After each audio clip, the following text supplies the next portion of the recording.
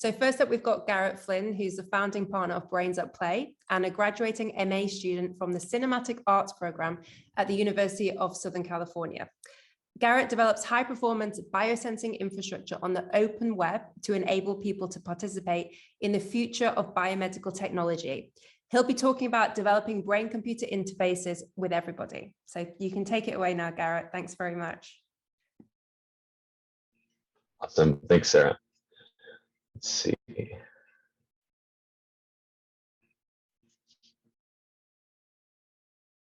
Okay, is this good? Everybody can see my screen?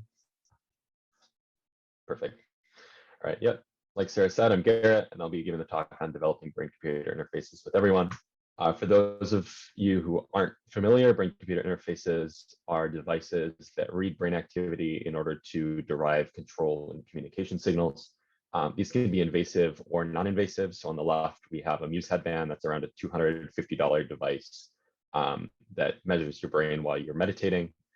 And on the right, we have the Neuralink device. It's a promise device by Elon Musk, currently coming under a lot of ethical scrutiny based off of their work in monkeys.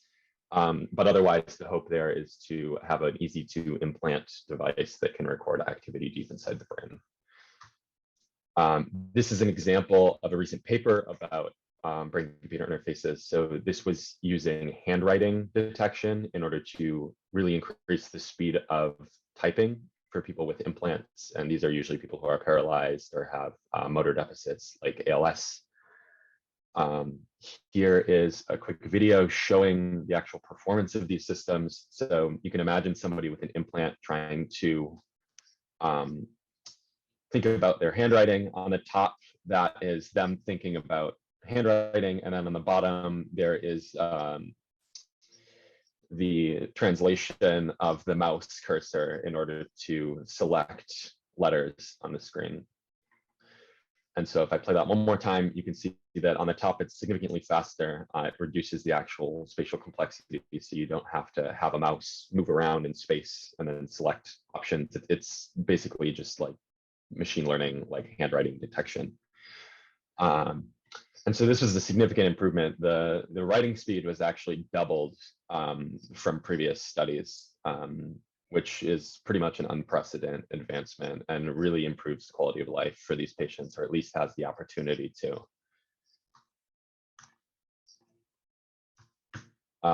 On the other hand, this is a non-invasive system. It's called Brain Invaders. If any of you are familiar with Space Invaders, the video game, this is sort of a port of that, where you actually have a target alien that you're trying to blow up, and these aliens flash randomly, and when you look at one of them, the non-invasive BCI can detect which one you're looking at and blow it up. So your goal is to actually blow up the one that is selected by the game, sort of as the experimental parameters go. So we'll look through two examples. So this red one is the one that's selected. It's the only red one there. There's a person here wearing an EEG cap. There's some that flash and then it selects it. The next level is going to be a slightly more complicated, so it'll give a more clear picture of exactly what's happening. So here's three.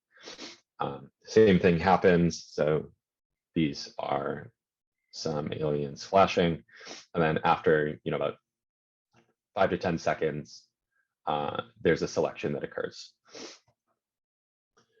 And so this is really interesting because this works off of the P300 way of detection. So essentially, if you have objects that flash and essentially surprise you, there is a signal in the brain where essentially it goes boop. There's a voltage activity that's flatlined, and then it goes up and it crosses a threshold. And so it's a positive deflection of the voltage signal at 300 milliseconds after stimulus presentation. And so this is how that selection occurs.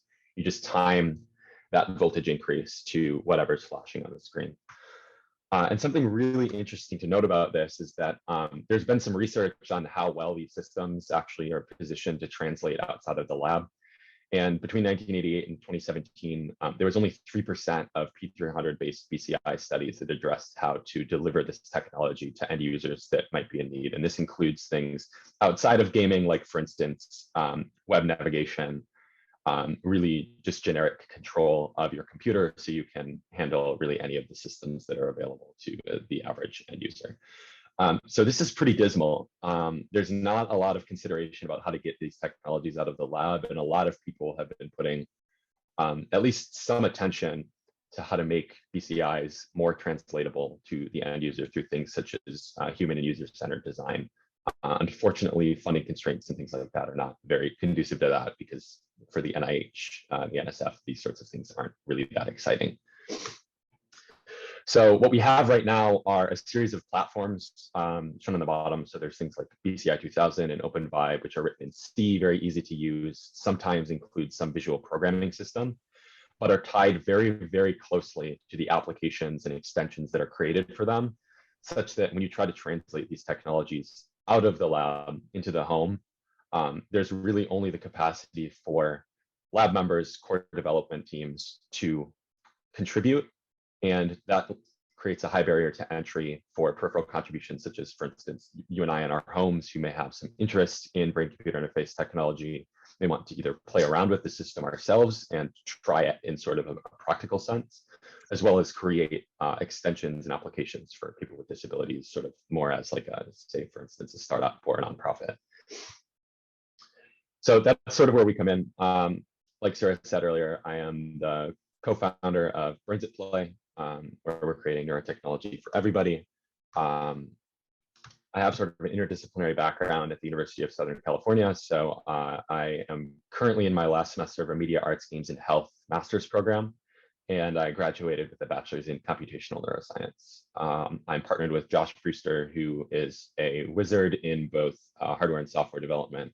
He creates his own open source biosensing tools, and just as a highlight of his skills, he took a $500 single channel FNIRS, or really blood flow sensing device, from $500 down to 75. It's all open source, and so it's hackable, easy to use. And that's really his personal goal, so to really increase the accessibility of this technology. I also work with Mariantina Gutsis and Dong Song at the USC Creative Media and Behavioral Health Center and USC Center for Neural Engineering, respectively. And their contributions have heavily influenced the following ideas. So over the last year, Josh and I ended up creating the Brains at Play platform, studio, and series of libraries. So the platform allows for the acquisition of biosensing signals from a wide variety of headsets and piping those into really arbitrary applications that are extensible by end users. We have a studio, which is a visual programming system that allows you to create applications on the fly, and a series of libraries that we're now currently breaking out in order to bring these capacities to the web in general, instead of have it baked into our all open source platforms. This is sort of the current state of our GitHub repository. I'll link all of these at the end of the talk, and I'll even give a demonstration of that platform, which is, albeit a little bit old, but definitely worthwhile to check out. And we're really pushing forward, really daily, new updates to these APIs, making new collaborations, and hopefully trying to get all of this to people in a sort of usable state. Our philosophy in general is taken pretty heavily from the Cathedral and the Bazaar, sort of a canonical open source work. And this is just a quote where it may well turn out that the most important contribution of open source is that play is the most economically efficient mode of creative work, instead of things where this book really plays sort of decentralized, autonomous work by a large amount of people remotely against the sort of conventional software development model used by big companies. And so this sort of aligns very directly with our own philosophy, where we intend to open source everything because we believe that access to real-time physiological data requires access to source code. We want to actually understand the models and the algorithms that are being used on our data in order to give us insights into sort of our own bodies, right? So this sort of taking that as an extension of our own selves. We want to maximize access, and really everyone, or at least nearly everyone, has a brain and a web browser. You know, some people lack one or the other, but usually everybody has at least one of them. And we're also very community first, so we want to engage with real users to build applications that can actually get to them in their own homes. To do this, we actually take advantage of the latest features in Chromium browsers. So this includes both Google Edge, or Google Chrome, Microsoft Edge, Opera, Brave browser, and a significant number of others. This includes things like the Bluetooth and USB APIs in order to acquire data as well as just a lot of really ease of use features. And we don't see this really as a play against big companies. We see it as a significant change in the sort of ubiquity of browser technology itself, making it such that we're not all developing things separately and autonomously, right? Mozilla and Firefox have their own development track from Chromium, and that ends up in either the duplication and competition of work between each other, which is in many cases very beneficial, but in a lot of other cases results in some lost time and a lack of really interoperability between web apps. So you have to actually account for which browser you're on, which in a lot of cases, especially with older browsers like Internet Explorer, is very annoying. So this is actually a quote by Tim Berners-Lee, the founder of the web, where his goal really at the end of the day was that the web has immense power in its universality, and he believed that access by everyone, regardless of disability, is an essential aspect of this technology. And so again, this aligns very well with our own goals of making brain-computer interfaces and the underlying technology significantly more accessible to end users, whether they have disabilities or whether they're simply at home and curious to play around. Sorry, my computer is a little slow, so every once in a while I go over on a slide. This one doesn't look like it's loading very well. All right, so this is a table pulled from a paper that I'm working on. And so we really break brain-computer interfaces down into a series of really 5 components: user interfaces, data acquisition, management, processing, and networking systems. We built a lot of our own APIs around this, again, broken out of that original platform, in order to make this something where we see that the success of real-time data acquisition is guaranteed on the browser itself. So we have a user interface library, we have a visual programming library. We can acquire data in real time from a variety of devices in a uniform way. So we can take Bluetooth and serial devices and pipe them through the same data structures. We partnered with the Neurodata Without Borders group and the Dandy Archive. So these are both NIH Brain Initiative supported projects, and created a JavaScript API to pipe data in there. And that allows us really to organize our data in a way that is aligned with sort of the future of neuroscience research in general, and really makes it easy and interoperable in terms of developing software that can be run on really any data that's generated by anyone for any reason.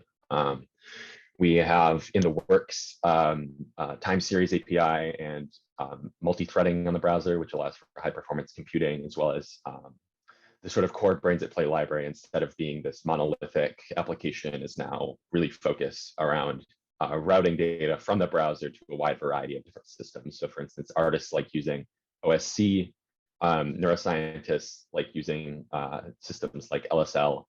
And this just allows us to really acquire data from a wide variety of systems and send them back out to third-party applications. And what we see really at the end of all of this is, instead of having a really tight coupling between platforms and applications, it's much more loose and allows for really access and continuous integration of new code into what's actually delivered to the home. Because all of it's written in universal JavaScript, both on the front and the back end, so both right on your browser as well as on the server, it's easy to contribute on either end, and it's a little bit easier to manage.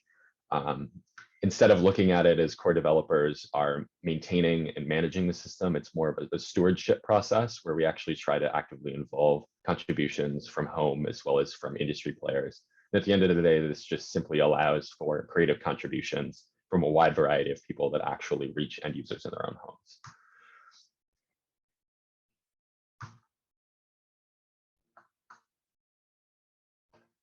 So thanks for listening. That concludes my talk. Like I said, I'm happy to give a demo of the previous platforms so that y'all get a better idea of sort of in practice what this looks like. This is our website, contact information, and social media handles if you want to follow up. And otherwise, I want to open it up to the community and generally just, as we are very community oriented, invite lots of questions. If you have anything goes, and we're happy to discuss that. Yeah, what's up, Jordan? Yeah, I have a question. For the brain to text application that you showed at the beginning of the program, how do you go from reading the brain waves to knowing what letter they're thinking about? Right. So it's actually a pretty involved process. There's a lot of existing work done around motor imagery. So that's thinking about motor movements and translating that into, again, what was shown before, which was cursor movement on a screen that allows you to click on a virtual keyboard.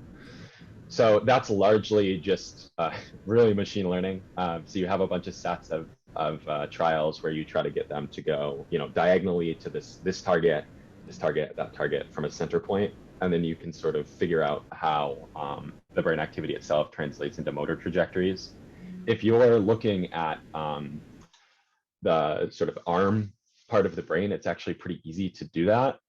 Because you have these big gross motor movements, right? There's a lot of muscles coordinating this, but what that means is that there's also a lot of neurons coordinating it and having a lot of redundancy there. And so that's really allowed for gross, like largest scale control. And so what this study actually did was that it went to the hand knob area, which is more fine-tuned, like fine motor skills, right? So it's directly in the hand, looking at the fingers and things like that. And what they did essentially was use those same neural network programs in order to map out a trajectory through space. So the same thing as you normally would do with a cursor, except faster and probably within a smaller space. And they were actually able to project the brain activity out into like handwritten letters that looked exactly like your normal handwriting would. And so the way that I think about it is not that they're just doing some like voodoo magic. What they're actually doing is that they're looking at somebody's handwriting over time as predicted by this algorithm and simply adding another classifier on top saying like, what letter is this? So it's very, very standard seeming machine learning using a recurring neural network. And the paper itself is relatively short. I can also link that at the end of the, when we're all concluded here. Very, very accessible. And so I'd encourage you to take a look at that. That was an awesome talk. Thank you. All right, Jordan. Oh, wait, Jordan, you go. Yeah, sorry. The second part would be, does that mean the biggest hurdle to having more applications of this machine learning being like the data, acquiring more data, essentially?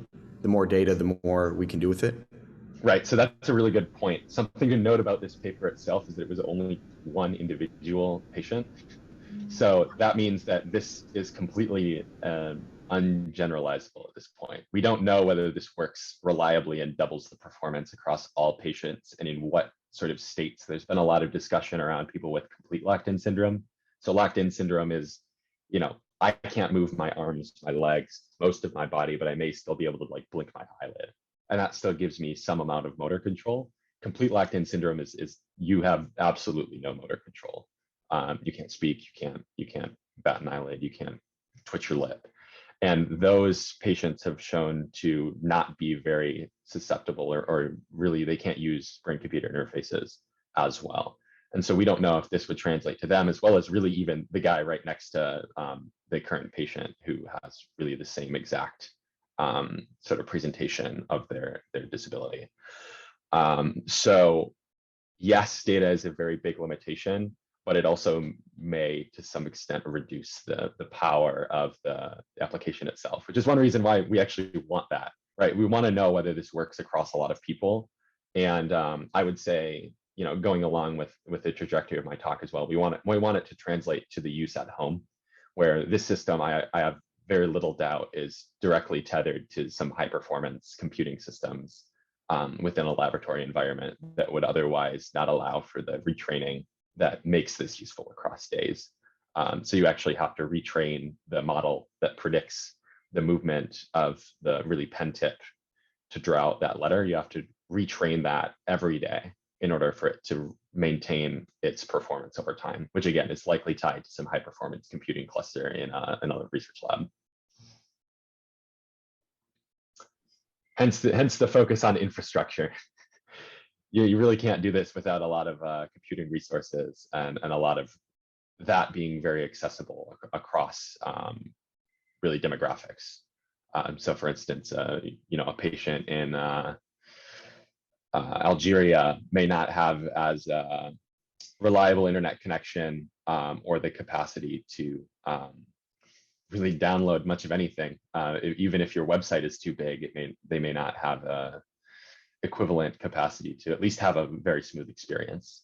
If you can download and cache the files itself, then they don't have to do that the second time. But I think you get my point there. That was really interesting. Thank you so much, Garrett. I have a question about JavaScript. Yeah. Have you found JavaScript to be a suitable coding language for this? Because is it too slow, or is there too many errors with it? Like, how does that work? Yeah, so JavaScript is, I would say, not changed necessarily, but evolved significantly over the last couple, last couple of years, even, you can think that way. So I'm actually just going to do a demo here because I think that will probably be the most instructive for how well these systems work. So we can go on to this application. So just to give an explanation, this is going to show real-time data. This is going to show a frequency decomposition. So that's alpha, gamma, beta, the conventional brainwave bands. This is going to show coherence between each of those signals. And so I'm going to use a muse headband that'll have 4 channels. So that's 4 factorial sort of connections between all these things.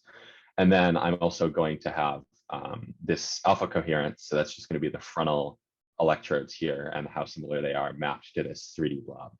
So in order to connect a device, I have, again, this muse headband. It's about $200, $250. You just turn it on, you go into the device manager, and you find the device that you have. So we have compatibility with a wide variety of different headsets right now. And really, as long as you give us a Bluetooth characteristic that we can use, we can really actually acquire all of these signals very easily.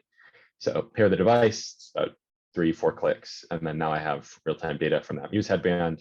This is the frequency decomposition here, and then coherence, and then mapping that onto the blob. This obviously isn't on my head. I'll try to do that, and then maybe I can get some blinks out of this as well. But so the FFT notably is on a GPU. So that means it's running in parallel extremely fast. And so that's something that's enabled by sort of the latest APIs. This one's GPU.js. There's more coming out, like Web GPU, which takes advantage of the low-level graphics processing libraries of the computer itself. And so really the web is moving very fast to something that can support very high performance computations. The same thing can be said for technology called WebAssembly, where you can write code within C, C#, Rust, Golang, really a bunch of different lower level languages that have very, very fast performance. And you can just compile that into JavaScript, or actually into something that runs on the web browser, not necessarily JavaScript. So let's see. So those are blinks here.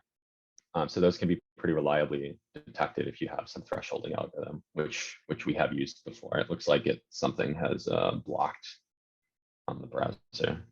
But yeah, so there's really no issues, particularly with low channel counts. The question becomes much more significant when you talk about, say, 32 channels, and then you're talking about, like, what can you do with that? Can you do 32 factorial sort of combinations here, which is a lot, to say the least.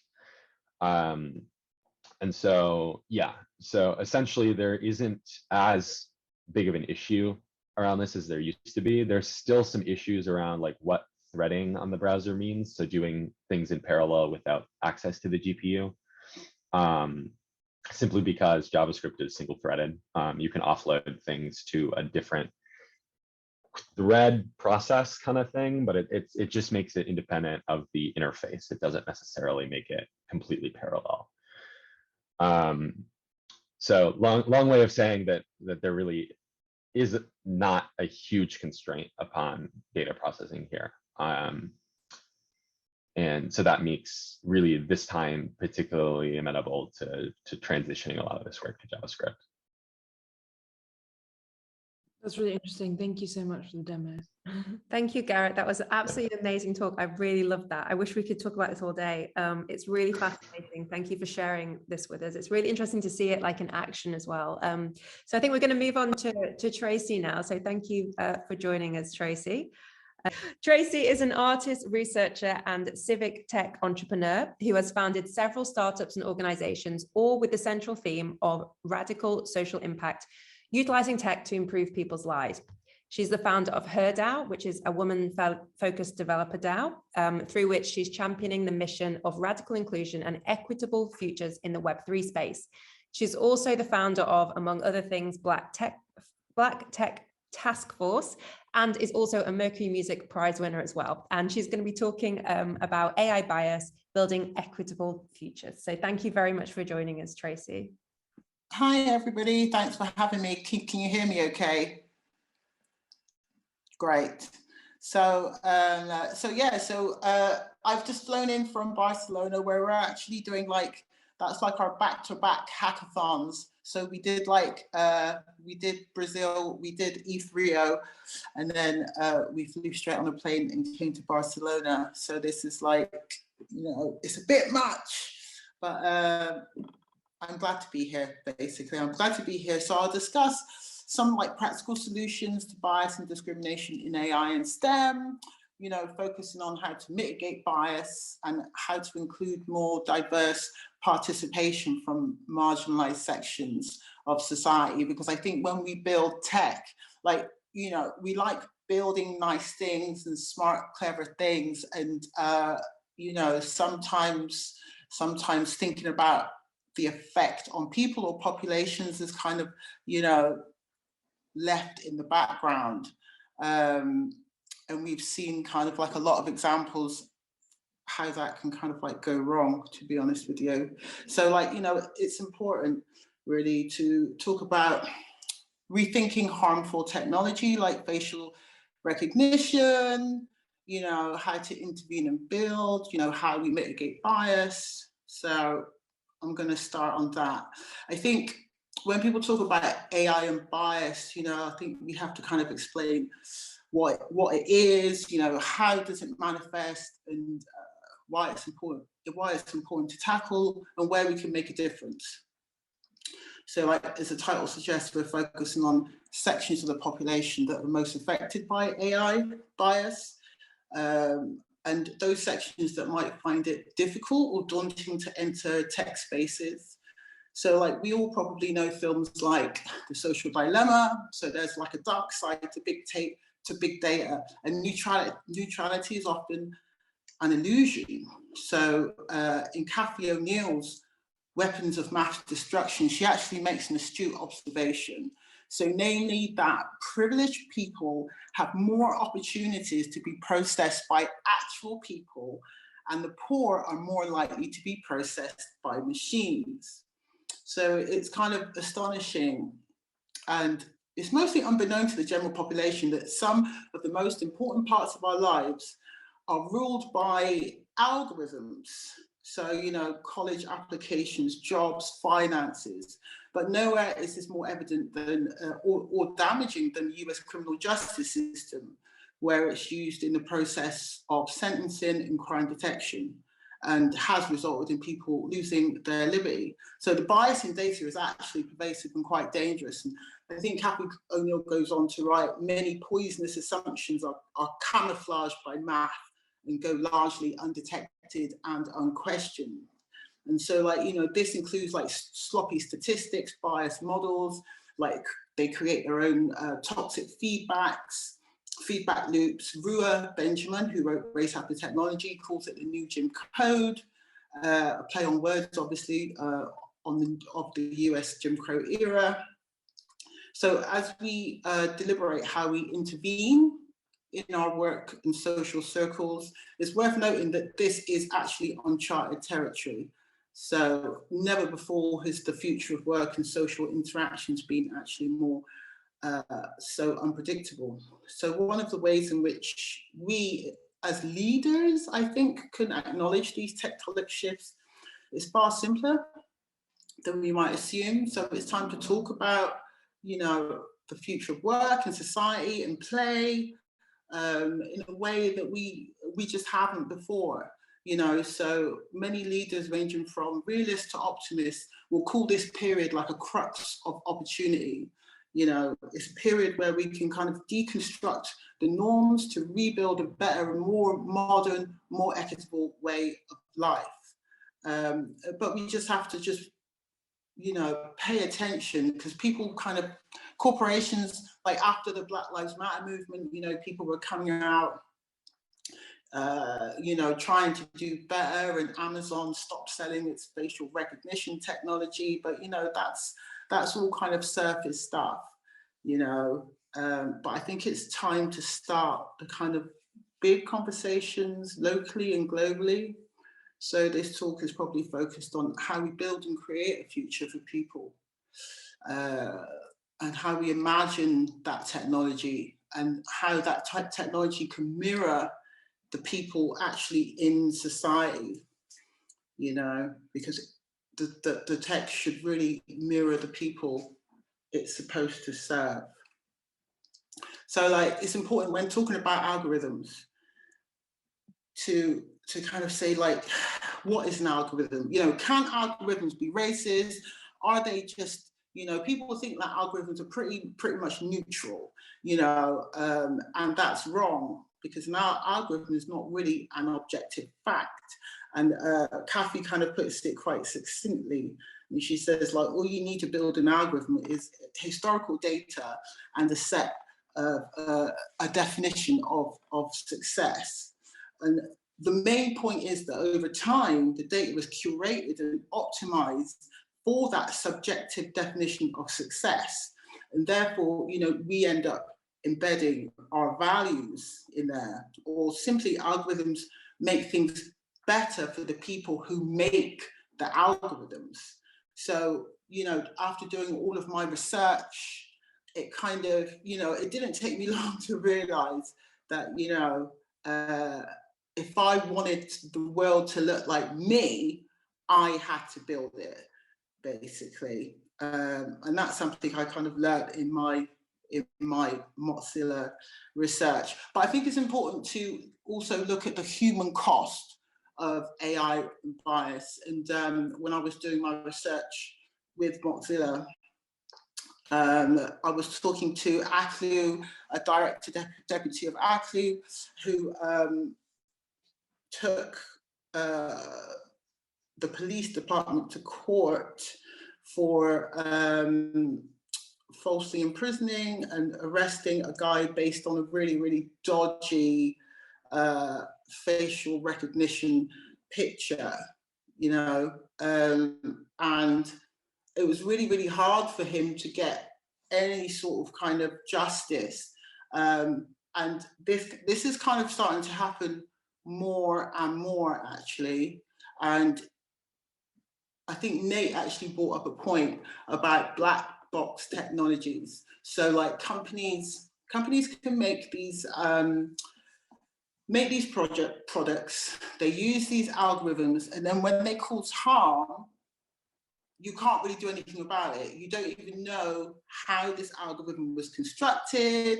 And, you know, even in terms of when they use it for sentencing, if the algorithm is wrong and gives you 20 years, you cannot appeal.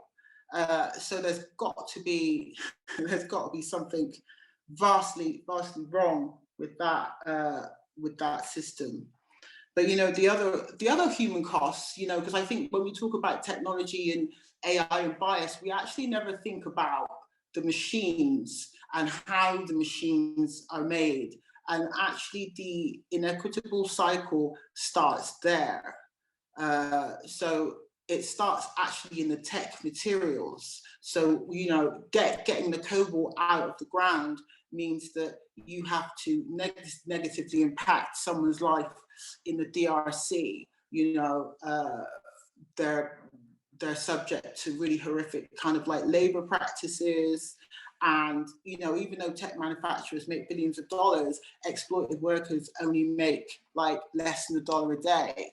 And one of the people who are actually fighting against this, Zuboff at the Harvard Kennedy, at Harvard Kennedy, he's actually taken them to court, which is one of the first times anybody has actually taken Apple, Microsoft, Dell, Tesla, and Google, I think, are mentioned in a lawsuit. You know, so he's actually kind of like attacking it from a labor rights kind of perspective, saying that these actual workers need to be treated fairly and they need to be paid fairly. So that's kind of a really nice way to kind of intervene. But you know, in Kate Crawford's new book, The Atlas of AI, she poses a great question actually, or a great statement. So she said, it's time to stop talking about AI ethics and start talking about power. And she says something like, artificial intelligence is neither artificial or intelligent.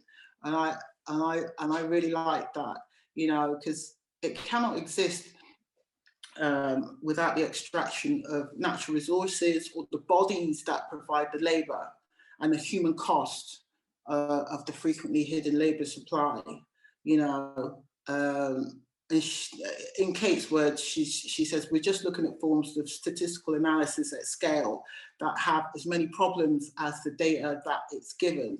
And I think that kind of encapsulates a lot of the problems.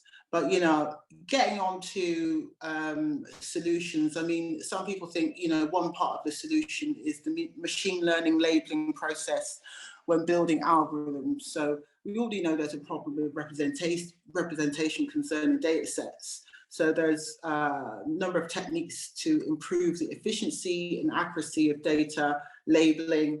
You know, some of these techniques include intuitive and streamlined task interfaces, labeler consensus, label auditing, active learning. But, you know, I don't know if labeling is entirely the solution. You know, is concentrating on the mechanics of the algorithm building enough? Do technologies like facial recognition have any place in society? To be honest, and in terms of facial recognition, many think the idea of being classified and surveilled at every moment is antithetical to civil liberty, and they oppose the technology wholesale. So to quote Nate Wessler, the deputy of ACLU, he said, it's bad when it works and it's bad when it doesn't work, which I thought was quite cute.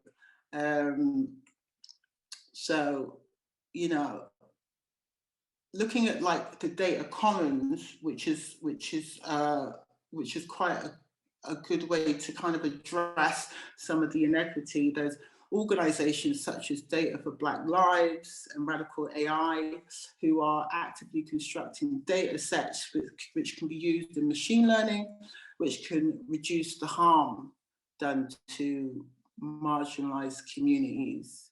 You know, and last year, Mozilla partnered with the German Ministry for Economic Cooperation and Development to support initiatives in Africa to collect local language data, because there's quite a lot of bias when it comes to, you know, voice-enabled assistants.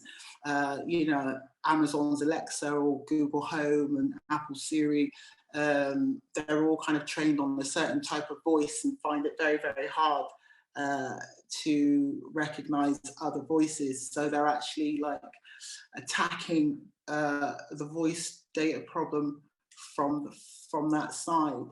But there's also, when working with marginalized communities, you know, there's a quote that says, engagement can often lead to presence without voice and voice without influence. So it's really, really important to, when actually engaging communities, diverse communities, that it's not a paternal exercise. You know, we have to kind of, community building and outreach is always about meeting people where they are, kind of not going in there saying, I'm going to really solve all your problems, but really just kind of providing maybe like a platform for kind of self-determination.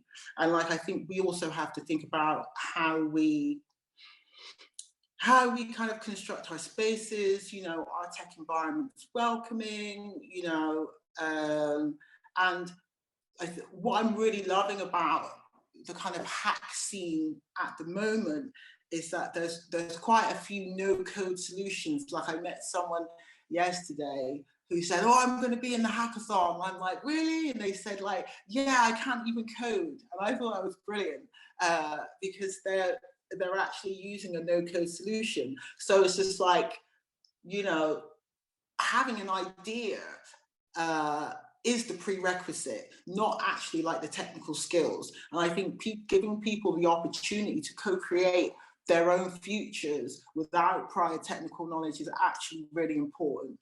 And I saw a manifestation of that yesterday, and I was so pleased, and I actually hope that is a thing, you know, that becomes like a culture, because what we're actually seeing in this new resurgence, in this new digital revolution, is actually a replication of the old systems, where before it was just the moneyed people who had the power, and now it's people with the technical knowledge who are, you know, the new kind of elite. And I remember asking, I asked Vitalik actually when I was on the Mozilla Radical Exchange Fellowship, because he was one of the board members, you know, if he'd thought about you know, doing more with the Ethereum Foundation to make sure that we don't just replicate another technocratic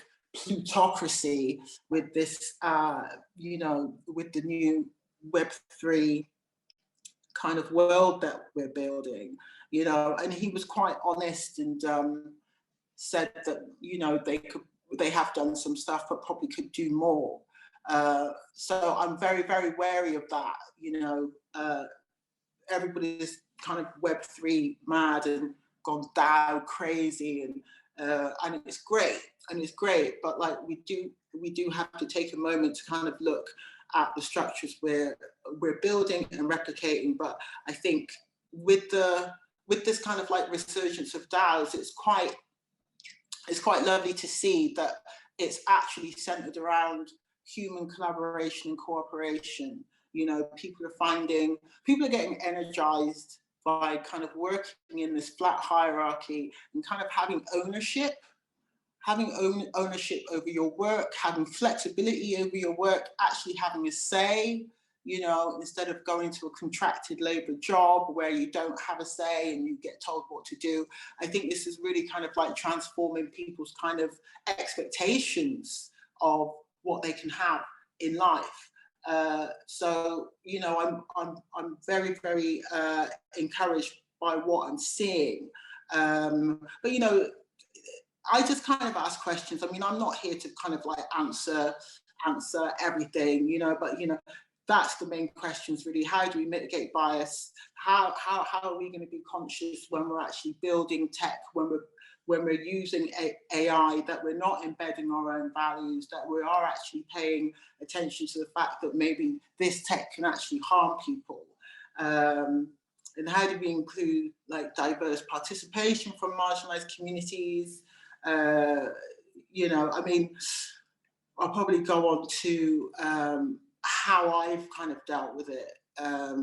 So I've kind of, you know, attacked it from a number of ways, entry points actually. So as mentioned, I formed a Black Tech Task Force, and that was a direct kind of response to my work with Mozilla. I'm being kind of horrified that it is so easy to just create this tech that could essentially, you know, lock someone up for like 20 years. And because it was made, you know, because it included an algorithm made by humans, but because it included an algorithm, nobody was accountable, you know, and that kind of spelled a really dystopian, horrific future for a lot of people. And so I was, you know, I was quite energized into thinking like, how do we combat things like this? So I set up the Black Tech Task Force to kind of monitor the landscape, to monitor the tech, to inform policy. In the UK, there's they have actually an AI committee, and we send suggestions into them. Their committee is actually not that bad, but I did notice that it wasn't very representative, and we did challenge them on it, and they did send me back a very diplomatic reply, but they basically noticed that, you know, it could be more representative of the population. I've also done data unions because I was really interested in data markets, but I intentionally made them inclusive. So like the core of the community building, the core of you know, employing the tech team, everything was inclusive. And that's actually how I came to find H.E.R DAO, was because I was building these data unions, and then I wanted more like diverse teams. I wanted, you know, more women on my team, and it was really difficult actually, and it shouldn't have been that difficult. And I just remember thinking, this is not great, because if this is difficult for me and I'm actually in this, you know, world, this crypto Web3, you know, data world, then I don't know what it's like for anyone else. So I kind of stopped doing that, and I thought I needed to build my own developer pipeline of diverse people. So that's how H.E.R DAO came into being, you know, and I did with Mozilla, I actually did a documentary. I did some you know, some creative kind of creative tech responses, and those are all just ways to either educate or kind of make people aware of what's going on. Because when I ask people, have you heard of AI bias or, you know, algorithmic discrimination, they didn't have a clue what I was talking about. And this will affect their lives. This probably is affecting their lives, and they have no clue. So, you know, that was my kind of main focus, really. I don't know how much time I've got left. How long have I been speaking for? I don't know. We've got 10 minutes. So if you want to wrap up and ask questions, or you can keep going. Yeah. You want to spend it.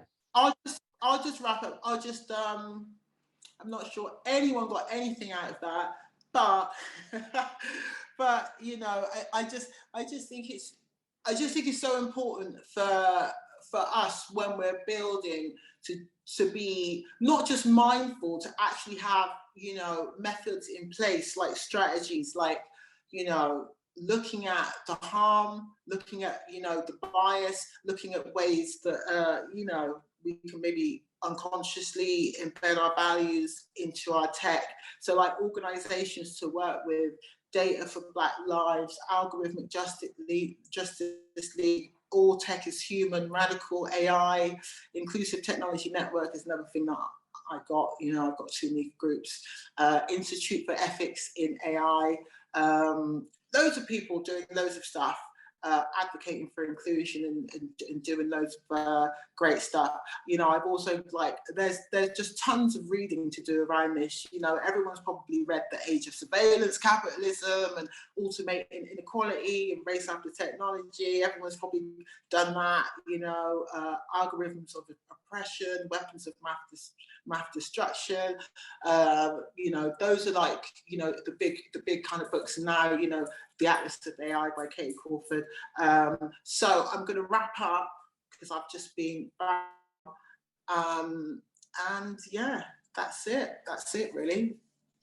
Thank you, Tracey. That was absolutely amazing. I think we might have to put like a reading list underneath this on YouTube when we put it there, because like it sounds really great books to read. That was absolutely fascinating. I have a couple of questions, but I think maybe we'll open it to the floor first, see if anyone else from the community has anything to ask. I can go. I guess I've come across a lot of this work. I've read less books, but definitely heard a lot of the same refrains, social dilemma, all the same thing. What I'm curious about is like, what do you see as the first step to actually implement these things in sort of one's own practice, right? All the data ethics, all of the, machine learning. Is there a way to do that, even if you're not necessarily doing, heavy machine learning on something that's deployed with real people? Or where would someone start in terms of practice?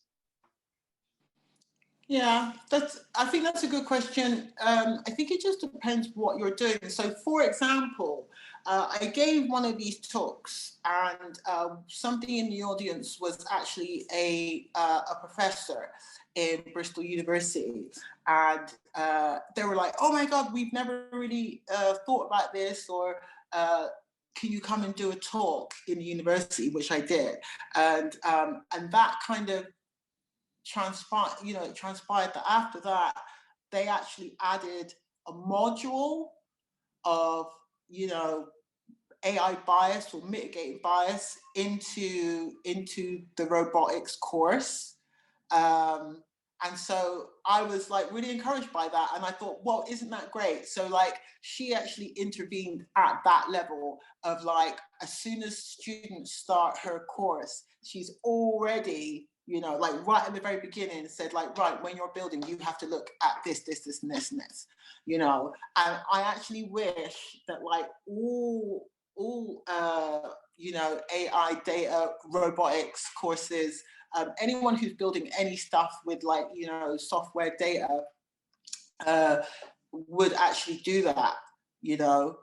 So that's a really great step.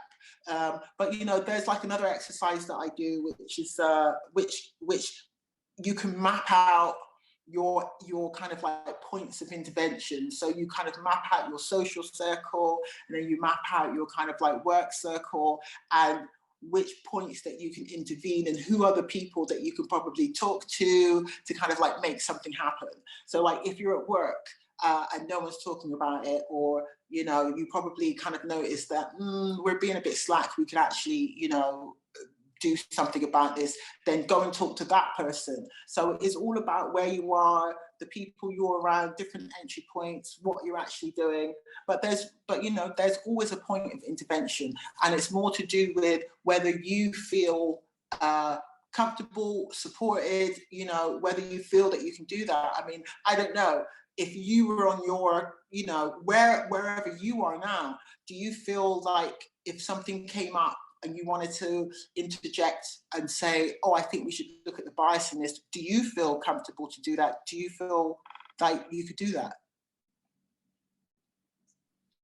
Yeah, I think largely because I'm an independent. I think once you start working within a larger organization, it becomes significantly more difficult to either get this across or at least actually have an intervention that trickles up to something that people actually use, right? Yeah, exactly. I guess I kind of have a follow-on question from that. So you mentioned how tech mirrors the people it is supported, it should mirror the people it's supported to serve. Is there almost like there's gaps in almost data gathering in that way? So like, we're basing algorithms off certain people that we're able to actually get their data about. So is there almost an argument for more data gathering around, like gathering more data around different types of people in a privacy preserving way? So not in like big data lakes that are owned by Google, Facebook, Apple, but being able to train algorithms off more diverse sets of data from different types of people. Yeah, I mean, that's exactly what's happening. I mean, if you look at the data sets now, they're kind of woefully inadequate, and that's why some softwares are just bad.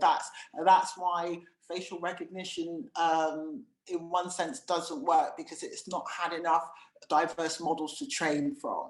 There's another argument to say that whether you should do it at all, but you know, that is the problem. So like, yes, of course, data sets need to be more representative, you know, that's a problem, you know, and that's the problem with like criminal justice software, is like they're getting their data from over policed areas, right? So the data you get back is like the person from that area, oh, the computer is going to say that person needs to go to jail because he's from an area with high crime, but maybe that area has a high crime rate because, you know, it's over policed, and so you're going to get more instances of reported crime.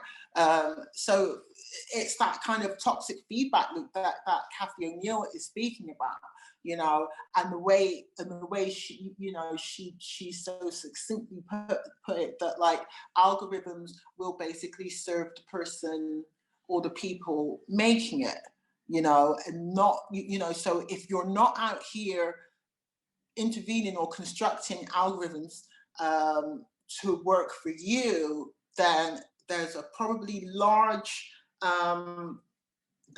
likelihood that it's probably going to work against you, you know, and this is, you know, this is the whole you know, reason why I'm doing what I'm doing today, because I can see that like if we don't intervene en masse, it is not looking good at all, you know, because these are the algorithms that will construct society, and if it's not going to be challenged, then, you know, how do you challenge an algorithm that has sentenced you wrongly?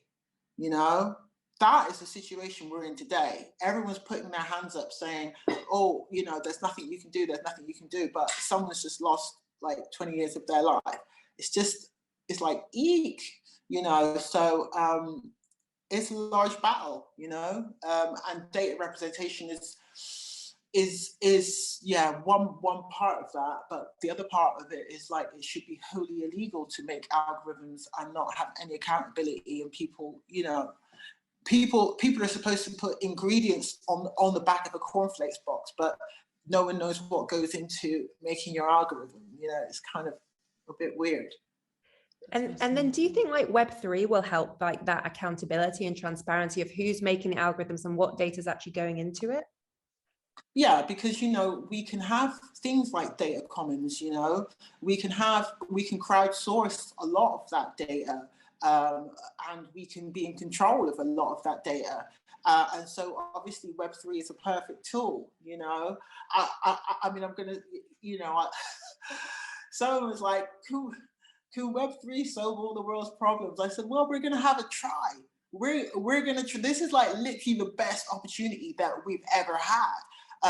So, you know, almost anything with Web3 is like better because you have ownership, you have control, you have community-driven, you know, projects, and some of the worst incidences of the old systems, you know, are less likely when more people in a flat hierarchy have a say in what they're building and the projects they're involved in and the projects that they own. So of course Web3 will make a difference.